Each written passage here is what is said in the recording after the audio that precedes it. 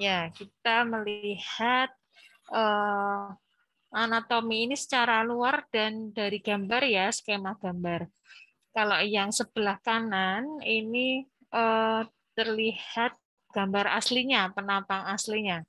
Ya, sekali lagi ya ini bukan hal yang tabu ya, kita mempelajari ilmu kita, ilmu kebidanan yang ada kaitannya dengan reproduksi laki-laki juga.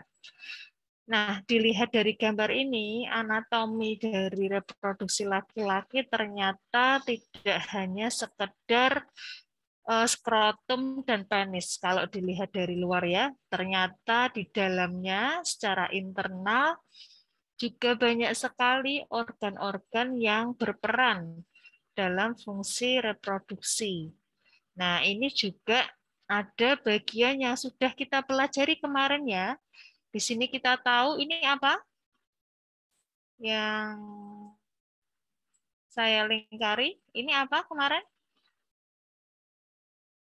Saluran. Kelihatan nggak? Nggak Kelihatan Ibu.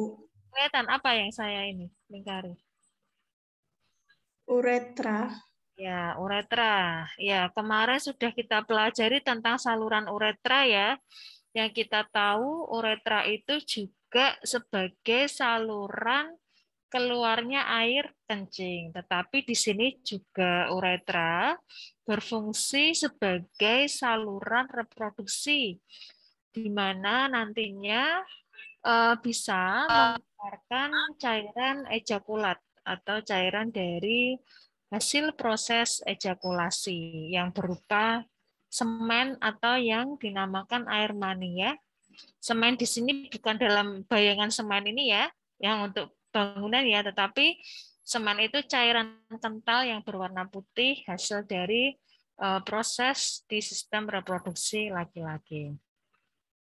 Nah, dilihat dari gambar, dari luar ini terlihat ini penampang dari sisi sebelah kanan ya, jadi hanya samping. Tapi kalau dari depan kita bisa melihat ada dua skrotum, jadi sebelah kanan dan kiri. Pada umumnya, pada normalnya ada dua, kanan dan kiri. Kemudian juga dari luar ini yang terlihat adalah penis, batang penis ya, di mana di bawahnya ini ada skrotum yang menggantung di bawah penis. Jadi ada dua, kanan dan kiri. Kemudian dari penis ini sendiri juga ada bagiannya tersendiri. Ada gland penis, ada batang penis, kemudian bagian akar yang mendekati bagian perineum. Kita pelajari satu persatu dulu, nggih. Nah, ini kalau dilihat secara anterior atau terlihat dari depan. Ya, ini testis ada dua, di mana testis ini terbungkus oleh organ tadi apa namanya? Skrotum. Jadi ada dua ya, testis ada di sebelah kanan dan di sebelah kiri. Nah, pada satu organ ini, satu sisi, ini terdiri dari satu testis, satu epididymis, dan vas deferens. Kemudian terhubung ke sini hingga bertemu di kandung kemih, melewati kandung kemih, dan tergabung dalam saluran. Di sini nanti ada vesika seminalis, kemudian ada kelenjar prostat dan kelenjar koper atau kelenjar bulbouretra yang fungsinya sama, menghasilkan cairan ejakulat atau cairan semen.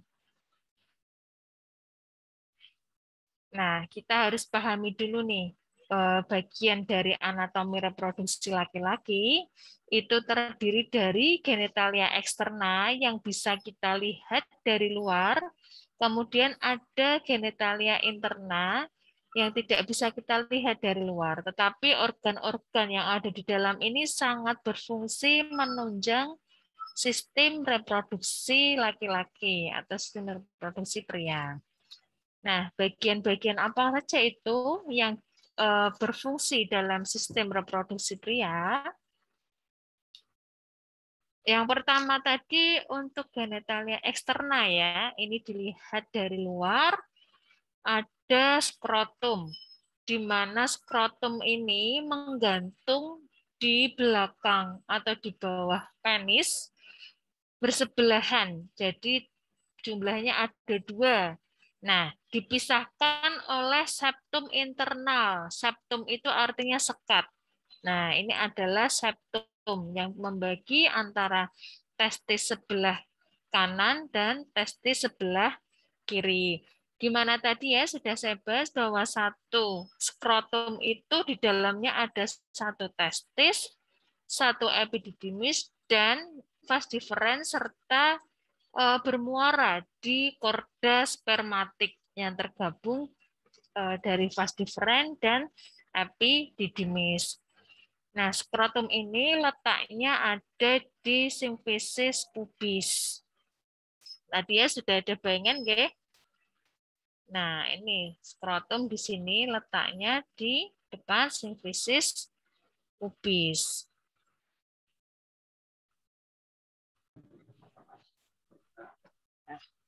Karena ada jaringan ikat dan fibrosa ortopolos, maka skrotum ini terlihat menggantung, berada di bawah batang penis. Kulitnya lebih cenderung kayak berkerut ya kalau dilihat dari gambar.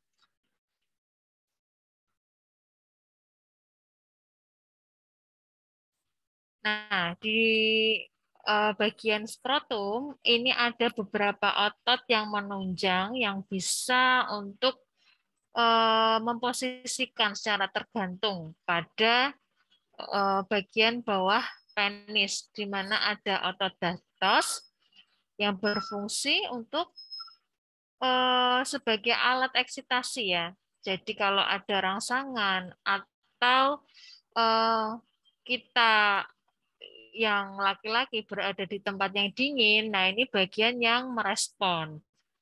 Jadi bisa berkontraksi atau relaksasi itu karena ada otot dartos yang ada di skrotum.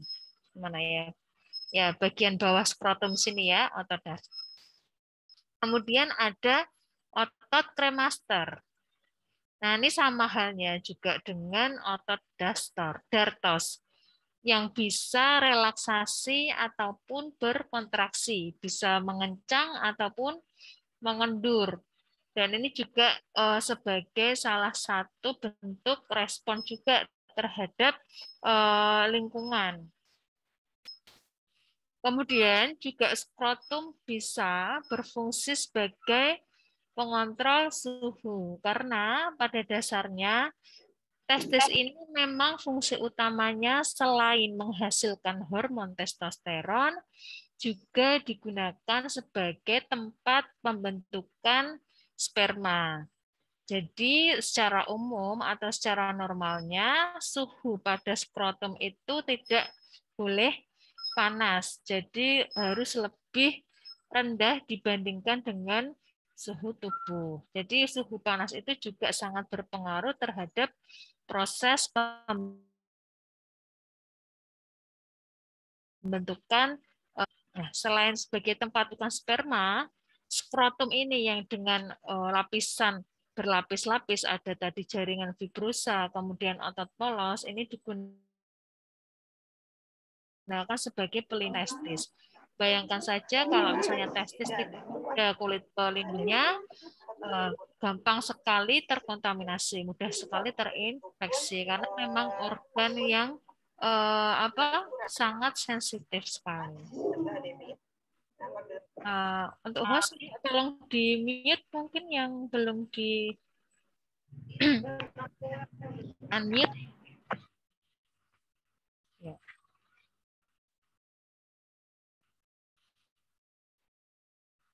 Nah, ini adalah organ batang penis ya. Kalau dilihat secara luar, penis itu berbentuk seperti tongkat kecil ya. Ya, yang bisa mengalami ereksi. Itu bagian penis. Kenapa kok bisa mengalami ereksi? Karena memang di dalam batang penis ini terdapat vaskularisasi ya. Banyak sekali pembuluh-pembuluh darah.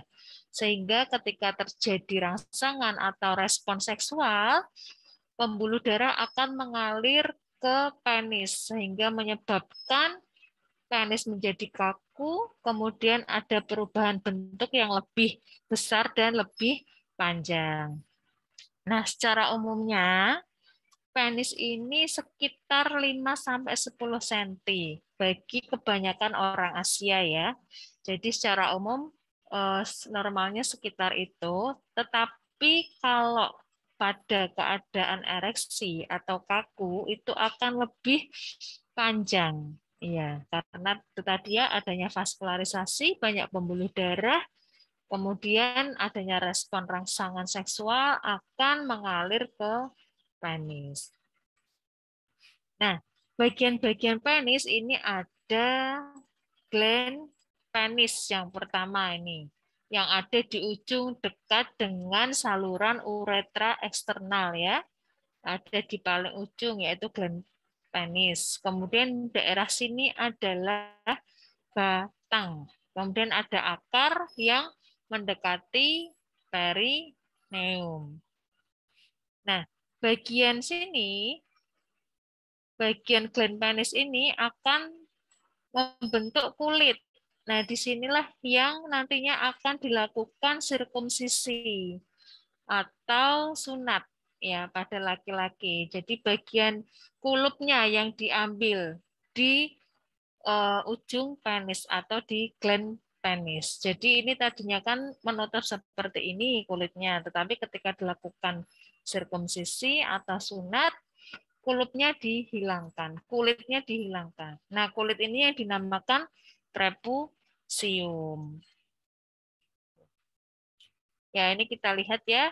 Di sini yang nantinya dua kolom ini yang berfungsi ketika nanti terjadi proses ereksi. Ada corpus cavernosa dan ada corpus spongiosum yang ada di bawahnya.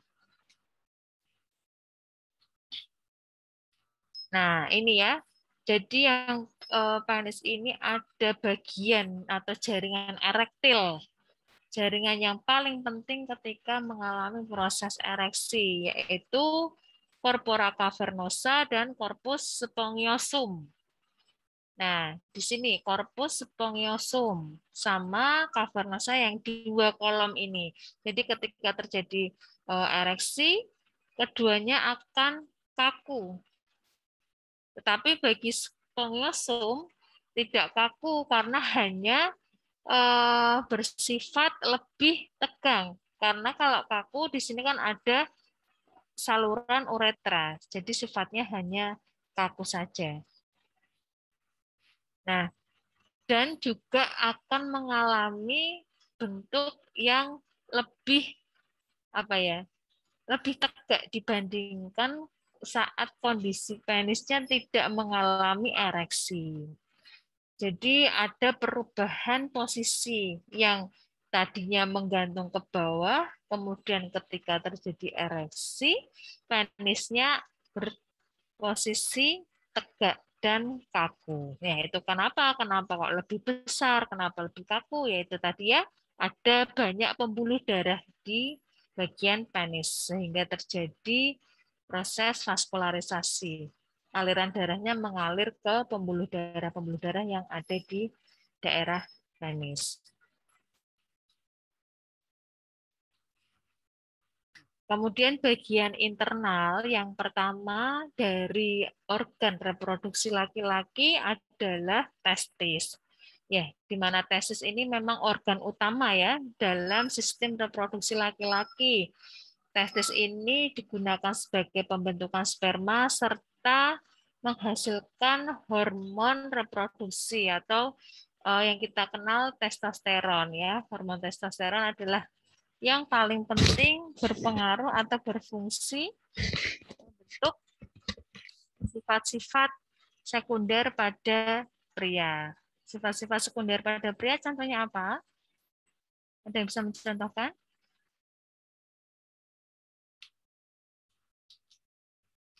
suara lebih berat ya, lebih ngebas dibandingkan dengan perempuan.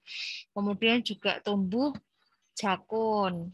Kemudian dada lebih bidang. Terus yang paling utama ketika mengalami pubertas ya, istilahnya mengalami mimpi basah. Itu juga tanda-tanda dari kejantanan dari seorang pria. Ya, kan ada sifat secara sekunder dan sifat secara primer dari kejantanan seorang pria ya. Jadi ketika ditandai pubertas itu sudah menandakan akil balik kalau dari agama Islam ya. Kemudian sudah bisa memproduksi sperma setiap saat hingga sepanjang umur usia dewasa. Nah, secara anatomi kita bisa lihat di sini testis ya. Ada bagian tubulus seminiferus. Nah, di dalam testis ini ada tubulus seminiferus yang berfungsi untuk tempat proses pembentukan sperma ya. Jadi di antara tubulus ini selain ada sel-sel Sertoli yang berfungsi untuk memberikan nutrisi pada sperma, juga ada sel-sel intersisial atau yang biasa kita kenal dengan sel Leydig yang berfungsi untuk menghasilkan hormon testosteron. Jadi ini ada lobus-lobus itu seperti satu lingkaran ya, lingkaran kecil, lobus-lobus bergabung menjadi testis. Nah, di dalam lobus inilah yang ada tubulus seminiferus. Nah, pada testis ini juga dilindungi oleh berbagai lapisan yang fungsinya untuk melindungi secara mekanik maupun secara kimiawi ya. Ada 3 lapisan utama yang melindungi testis, yaitu tunika vaginalis yang ada di sebelah luar. Nah, membran ini bersifat ganda karena memang terdapat 2 lapisan yang melingkupi testis. Kemudian ada tunika albuginea yang ada di bawah lapisan tunika vaginalis. Kita bisa lihat gambar tunika albuginea ya, di bawah lapisan vaginalis. Kemudian ada tunika vaskula. Di sini, sekitar sini yang ada lapisan di mana terdapat banyak pembuluh darah di dalamnya. Ya, letaknya tepatnya ada di bagian sini. Ya, ini tadi ada dartos muskel, kemudian ada kremastik ya yang berfungsi sebagai alat eksitasi ya pada skrotum tadi. Nah, ini adalah beberapa pembuluh darah dan persarafan pada organ testis. Ya, pada intinya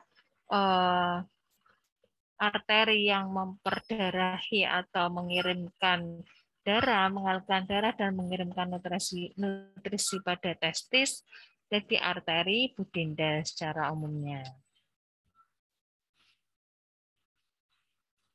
Kemudian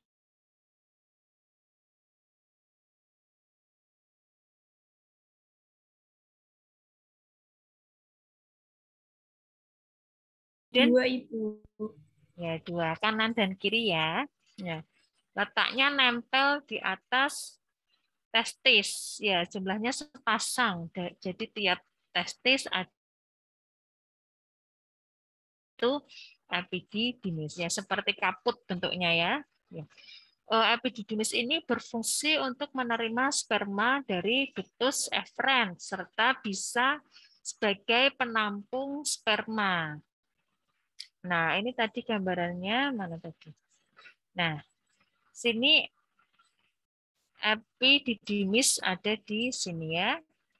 Nah, ini fungsinya tadi menampung sperma dari eferen ductus. Jadi saluran-salurannya lebih kecil dari epididymis ini namanya eferen ya. Jadi berfungsi untuk menampung sperma dan bisa menyimpannya atau menampung sperma hingga 6 minggu. Nah, selama 6 minggu ini, sperma juga mendapatkan nutrisi yang tadi dihasilkan oleh sel Sertoli ya, fungsinya untuk memberikan nutrisi pada sperma. Kemudian ada korda spermatika. Jadi kalau korda spermatika ini kumpulan dari beberapa organ. Ya, jadi ada saraf di situ, kemudian ada vas deferens. Kalau secara gambarnya.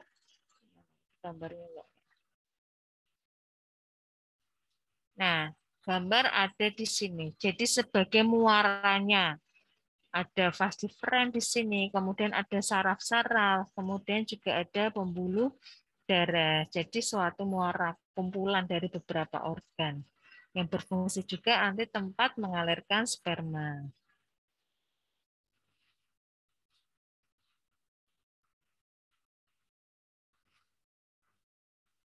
Kemudian lanjutan dari epididymis yaitu saluran vas deferens. Ya, jadi setelah testis tadi, kemudian ada epididymis, kemudian ada vas deferens yang tadinya juga berfungsi untuk menyimpan sperma serta juga bisa mengalirkan sperma ketika terjadi proses ejakulasi, nanti ketemu bersama-sama dengan cairan yang dihasilkan oleh vesika seminalis, kelenjar prostat, serta kelenjar Krop atau bulbouretra, kemudian bisa menghasilkan sperma beserta cairan semen untuk diekspresikan atau untuk diejakulasikan.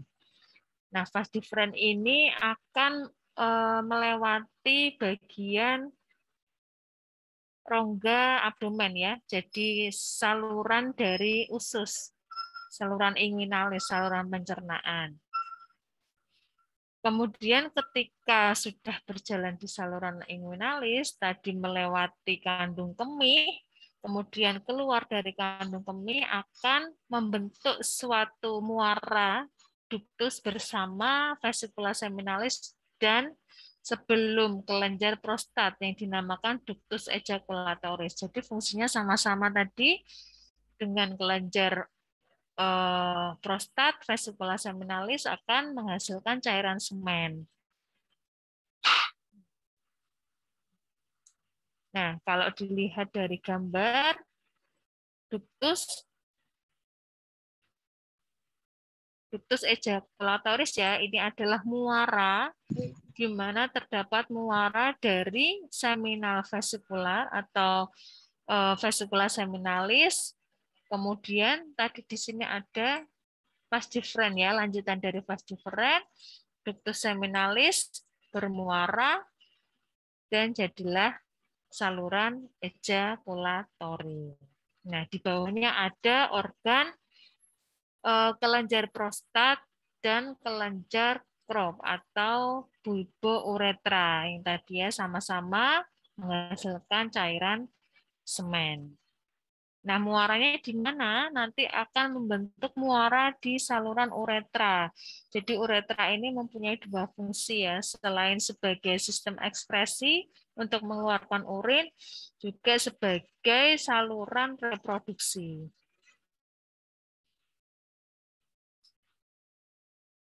Nah, ini secara gambar dari anterior, dilihat dari depan ya. Jadi vesicula seminalis ada dua, kemudian kelenjar Krop atau bulbouretra juga ada satu pasang. Jadi ada di sebelah kanan dan kiri.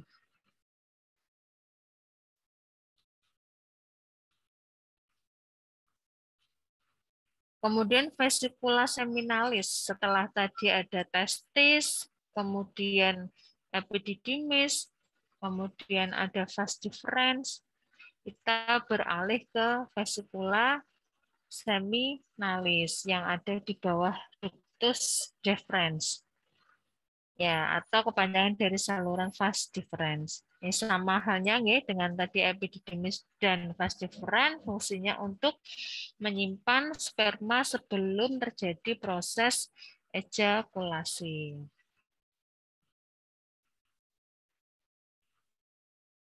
Nah, kemudian ada kelenjar prostat. Kelenjar prostat ini juga sebagai organ aksesoris dari sistem reproduksi pria, di mana fungsinya sama, tadi menghasilkan cairan kental putih ya, karena memang cairan semen ini sangat pekat sekali, di mana di situ terdapat enzim pembekuan yang bisa mengentalkan semen. Jadi ketika cairan sperma sudah masuk ke dalam vagina, ini akan memungkinkan sperma bisa bertahan lebih lama di dalam vagina, ya, karena tadi lebih kental karena adanya enzim pembekuan. Nah, ini adalah juga organ reproduksi sebagai laki-laki ya, ada organ aksesoris atau organ tambahan. Fungsinya sama tadi dengan vesika seminalis dengan kelenjar prostat yang menghasilkan cairan semen. Nah, fungsinya sebagai pelumas serta untuk menetralisir urin asam yang ada di uretra.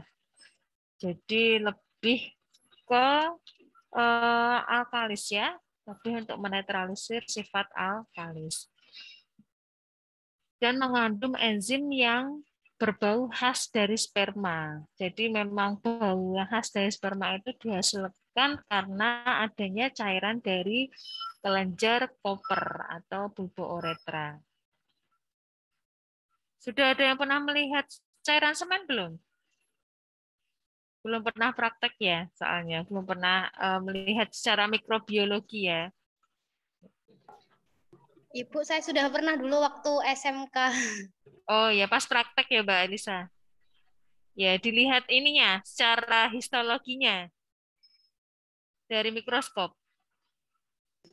Iya, Ibu, tapi masih belum terlalu, soalnya masih waktu kelas 11 kayaknya dulu waktu prakteknya. Oh, kelas 11. Bisa melihat sperma di dalamnya. Ya, spermatozoa ya, kecil-kecil ya, seperti kecebong ya, Mbak. Kalau bisa melihat, ya. Terima kasih Mbak Elisa. Nah, ini adalah hasil dari yang dikeluarkan dari cairan ejakulasi ya. Dihasilkan adalah sperma. Nah, kita bicara tentang sperma. Sperma ini berbentuk seperti kecebong ya. Kalau orang awam bilang ada bagian kepala, kemudian bagian tengah, bagian leher sebagai apa? Organ yang memberikan energi karena di dalamnya terdapat mitokondria. Mitokondria ini bisa menghasilkan ATP yang berfungsi sebagai energi untuk menggerakkan sperma karena sifatnya motil ya, bisa bergerak. Kemudian bagian ekor, bagian akhir ini adalah flagella di mana untuk membantu sperma dalam bergerak. Bagaimana kalau tidak ada ekornya ya, motilitas atau pergerakan sperma akan terganggu. Nah, yang paling penting di sini bagian kepala terdapat inti sel nukleus yang nantinya juga bisa membawa informasi genetik ya yang nantinya ketika sudah bertemu dengan sel ovum. Kemudian di bagian kepala ini juga ada beberapa zat di mana ada akrosom, kemudian ada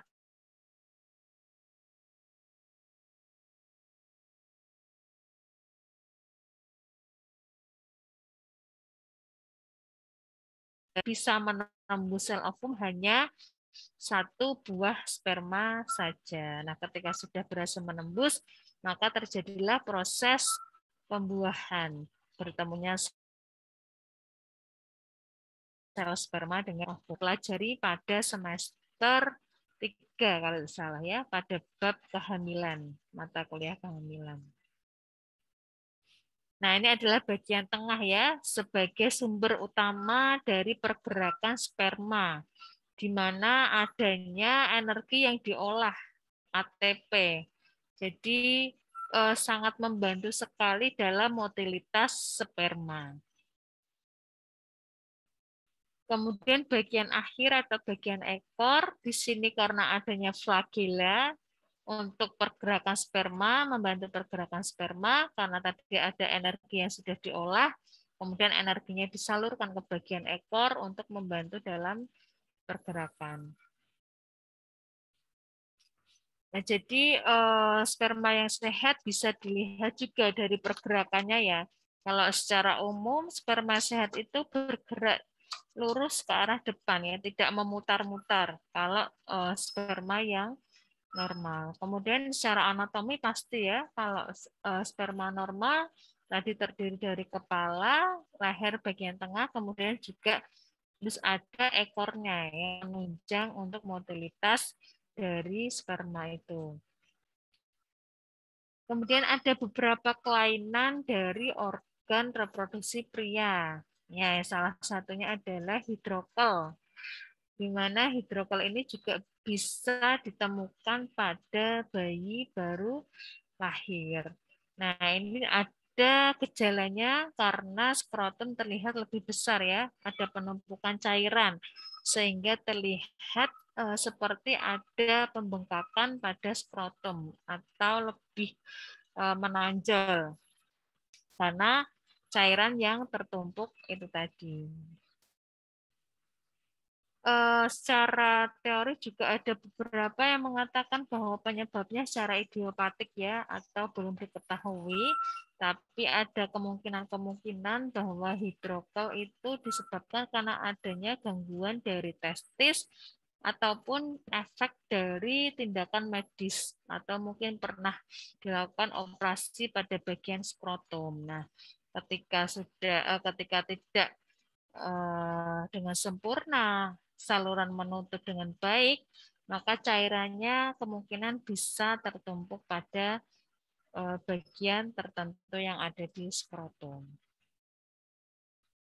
Kemudian kanker testis, ini juga sangat jarang terjadi ya, terjadi pada usia reproduksi, sama halnya penyebabnya belum diketahui secara idiopatik, tapi ada kemungkinan ketika ibu yang dulu melahirkan bayi mengkonsumsi hormon tambahan akan berpengaruh ketika fase embriologi, ketika tahap pembentukan dari janin, sehingga juga bisa menyebabkan proses pertumbuhan dan perkembangan dari testis ini belum sempurna.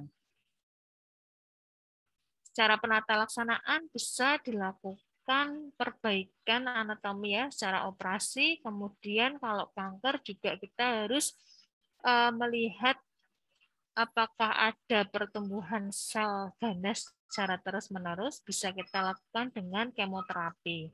Secara kimia memberikan obat-obatan kimia, kemudian kita bisa evaluasi apakah sel-sel yang bertumbuh dengan cepat itu sudah mati, sudah hilang, atau masih berada di dalam organ ataupun jaringan pada testis. Kemudian radang pada epididymis ya. Jadi ini juga bisa disebabkan adanya kontaminasi ya ataupun infeksi. Jadi ketika ada infeksi bisa berpengaruh ke peradangan di bagian epididymis. Kemudian ada ambiguous genital, di mana ketika bayi lahir, organ genitalianya belum terbentuk sempurna. Jadi kemungkinan pada fase embriologi ada beberapa yang belum berkembang.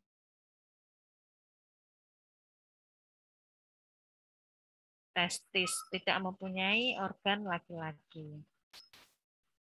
Kemudian kanker prostat. Nah, ini biasanya memang banyak terjadi di usia-usia lanjut karena pada saat itu, pada usia itu terjadi degenerasi fungsi tubuh. Kemudian juga ada beberapa hal yang menyebabkan terjadinya kelainan pada prostat. Bisa karena aktivitas tubuh, kemudian juga adanya kegiatan atau aktivitas yang menyebabkan dari proses atau proses kegiatan reproduksi ini tidak berjalan dengan baik. Bisa saja ketika bekerja selalu terpapar suhu panas, terutama pada bagian organ reproduksi. Nah, ini juga sangat berpengaruh sekali ya beberapa hal. Kemudian ada hipospadia, di mana di sini ada kelainan secara anatomi, bahwa umumnya letak lubang uretra itu ada di tengah gland penis. Tetapi pada hipospadia, letak lubang berada di bawah bagian penis, sehingga memang harus direlokasi terlebih dahulu. Nah, khawatirnya ketika dewasa ini akan berpengaruh pada proses reproduksi ya, karena pasti ada kaitannya, karena uretra yang kita tahu selain untuk mengeluarkan air kemih juga berfungsi untuk mengeluarkan cairan ejakulasi. Nah, apalagi secara anatomi ketika hipospadia, penis yang semestinya tidak berbengkok, ini ada kelainan bentuk bengkok. Nah, ini juga berpengaruh ketika nanti terjadi proses ereksi. Kalau ereksi kan secara normal tegak ya, tegak berdiri, tegak. Tetapi kalau ada kelainan hipospadia sangat mengganggu sekali. Ya. Ada yang mau ditanyakan? Ini nanti ketika sudah belajar silahkan dibuat tugas mandiri ya. Panjenengan semua bisa membuat gambar organ reproduksi pria ya. Gambar pakai tangan ya. Jangan ambil dari internet. Tujuannya apa? Supaya panjenengan bisa lebih paham. Ya nggak apa-apa sambil bayangin, tapi bukan bayanginnya jorok-jorok ya. Kita belajar tentang ilmu, ya.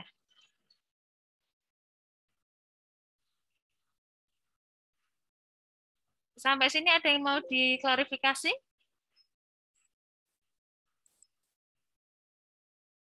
Ada yang mau ditanyakan? Jadi tadi anatomi pada reproduksi laki-laki terdiri dari apa aja? Kalau yang organ eksternal? Skrotum dan penis. Skrotum dan penis. Di mana skrotum terdapat berapa?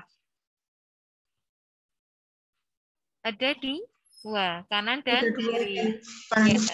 Kemudian penis bagiannya terdiri dari gland penis, kemudian batang penis dan akar penis. Akar penis ya yang terletak di dekat perineum atau bagian bawah. Kemudian setelah itu interna, urutannya dari belakang skrotum apa? Testis, Epididymis.